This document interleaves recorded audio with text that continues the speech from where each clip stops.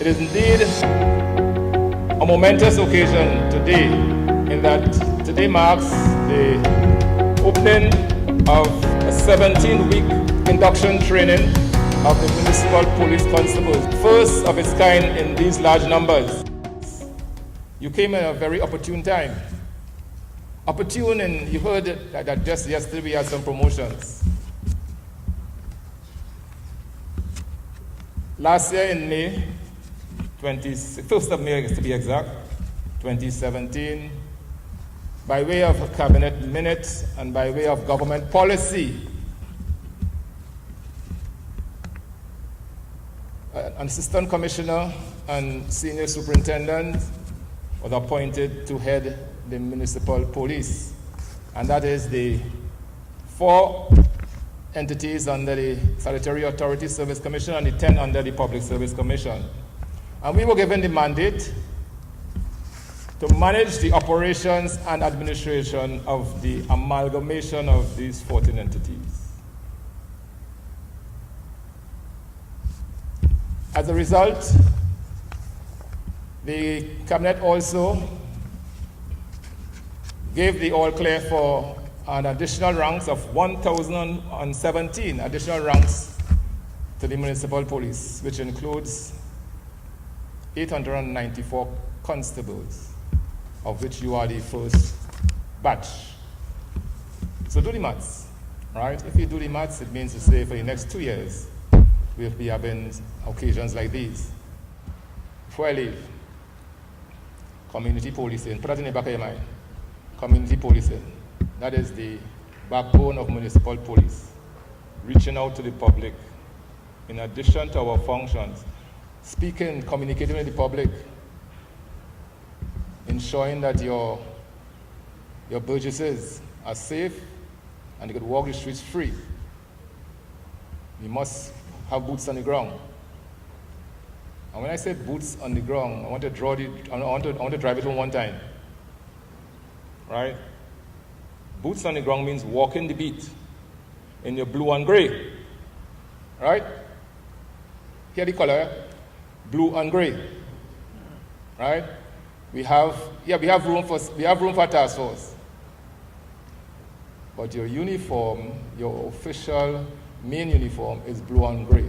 I have my reasons for saying that. We need to go back to basics. That's what you are here for. That interaction with the public, we must make that reconnect. That reconnect must be made.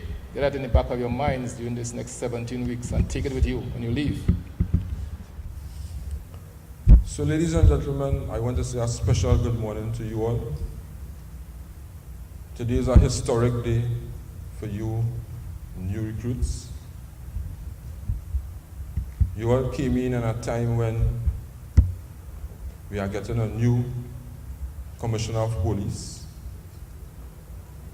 elect.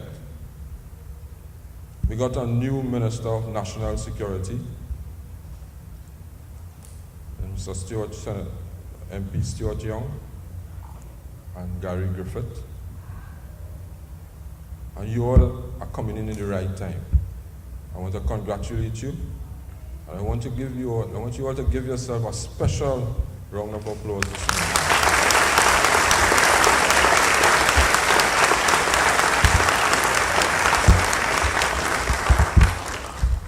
On behalf of the Ministry of Rural Development and Local Government, I am extremely happy to see our new recruits here, bright and eager to begin their training. As a government, we have been pushing to get this to this point where we are today. We have been eagerly wanting this to happen. We have decided to put 100 police officers in each municipal corporation and 200 in our capital city of Port-of-Spain. This expansion is one of the pillars of local government reform. And this new batch of recruits will bring us a step closer to delivering this aspect of reform to the people of Trinidad. You should be very proud of yourselves to have reached this point. The 220 of you beginning training today top the merit list out of 6,295 applicants.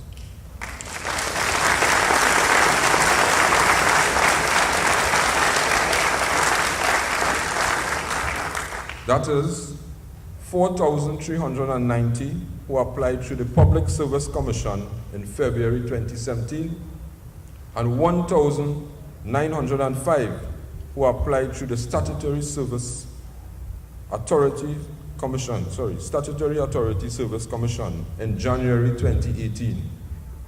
So I extend a warm congratulations to you all. The SASC, which is in charge of hiring of the two cities, which is Port of Spain, San Fernando, and the borough of Arima and the borough of Point Fortin, also promoted 45 officers yesterday to various ranks from senior superintendent to corporals.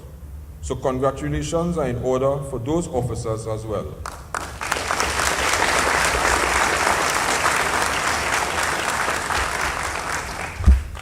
I encourage all of the new candidates to put your best foot forward as you enter into your training. You are now on a path, not just on a job, but a lifelong career. A career that requires you to be of high morals and values, to operate above reproach and with compassion. You must be exemplars in your region, borough, or city. I encourage you to be kind to those who seek your guidance and who look for your safety. All of us, as Trinidadians, are troubled by the news of crime and corruption in our country. We can see that these are not isolated incidents, but an epidemic problem that we have been facing for many years. This government has taken a community approach to dealing with the scourge of crime. The Ministry of National Security recently launched the National Crime Prevention Program, which is an interagency, collaborative, community-driven approach to improving citizen safety and security. As I said before, we also recently appointed a new Commissioner of Police, Mr. Gary Griffith, and I believe that he is the right man for this job. I welcome him to this position, and I look forward to meeting with him when he assumes office, so we can discuss how the Municipal Police Service will deepen its cooperation with the Trinidad and Tobago Police Service to take a sustained and cohesive stand against crime in this country. You, as Municipal Police Constables, will become a pivotal in making the NCPP and all collaborative programs a success, as you will often be the first and closest responders. You will be highly visible, doing your foot and vehicular patrols, and we expect that you build a close relationship with the communities you are in charge with defending. Because ultimately, if we build and rebuild the relationships and the trust between communities and municipal police, that helps us to solve the crime problem. People need to know they have somewhere to turn to. I want you to recognize that addressing the crime problem is not about making arrests only.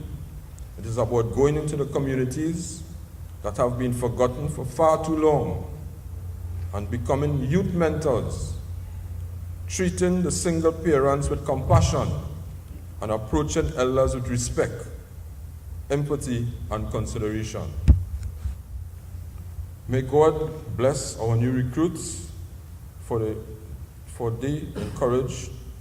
encouragement displayed by offering yourselves for this service. And may He guide you through your training. We look forward to your success and graduation come December. I will be there, God willing, because we have a special plan, Mr. Headley, as we planned it already, because I don't like to waste time. I know you all were coming, and I know you all were going to graduate, and we have something special planned for you all at that graduation. And Mr. Charles, he's one of the main persons behind it. He's the backbone, and you all will bring your families, and it will be so special. You all will feel on top of the world. May God bless our beloved nation of Trinidad and Tobago. May He bless our Prime Minister, who was the backbone behind this initiative, because he wanted this in 2015. I am there just to carry it out. And trust me, when I got a job to do, I make sure I deliver.